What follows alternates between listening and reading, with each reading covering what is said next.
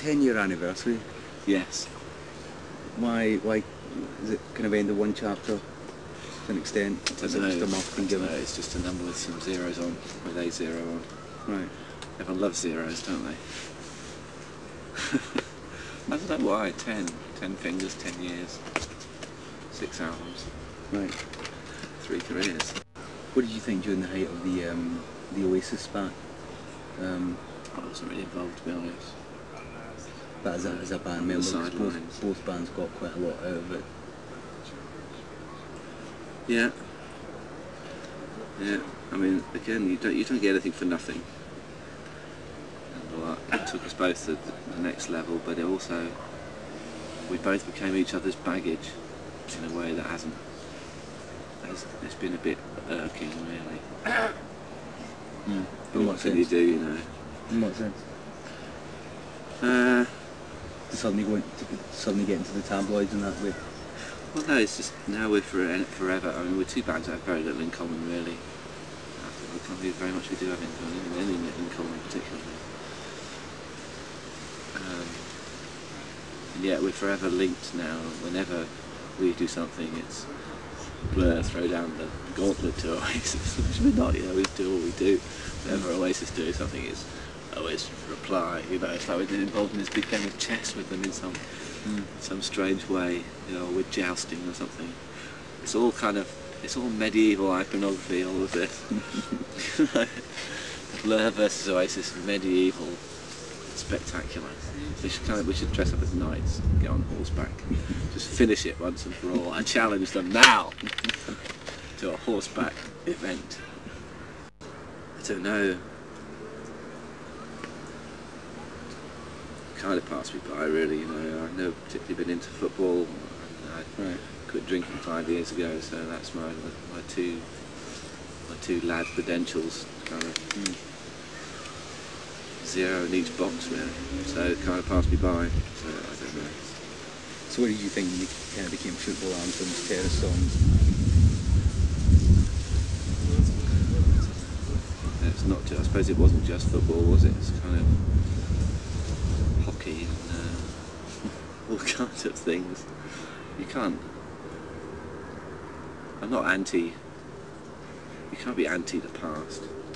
What's the point? Life's too short. I'm not going to rail against lad culture, whatever that may be now.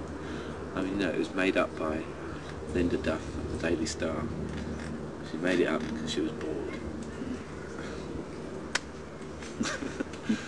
I'm not going to rail against that. Let's play to it. Well, yeah, I've never been ironic. Ironic's boring. But that's another thing. So we told everyone we were being ironic. And then so everyone looked at us and looked at what we did and examined it with one, you know, put the tongue firmly in their cheek and one eyebrow firmly cocked, even when we were being serious. And that kind of came back to haunt us as well in a way. What? When? For the next Afterwards. Album? Right. Yeah. In what sense? Well, even now, you see, you brought up the irony thing there. I haven't said anything even vaguely ironic. I haven't given you any ironic things. But you're thinking, is he serious? You know, he's this irony guy. This Dave Drummer guy, he's the irony guy. I think maybe the media's being ironic. Maybe you're the irony guys. I'm not saying that we don't present ourselves in a certain way, but you can't then, that's as far as you can take it, that's as far as your control ends there. And then how what you present is picked up by the media and then further presented. You don't get unfettered, you know, unedited access to the media. You don't get to say what you want when you want. You know, people like you doing the interpretation. So, you know, our control ends at the end of our, you know, at the presentation wall. And we thought, stupidly, that we could then play everyone like puppets, you know, and do something that nobody has ever managed to do before. You know, take the control further. But you know, it wasn't possible. It's just not possible to do. I don't know why we thought we could do it. When did you realise that? During the Great Escape? Yeah. I mean, it was the realisation that not only could you not do that, but it turned against the whole whole point about being a pop star is it turns you into a cartoon character, a two-dimensional version of yourself.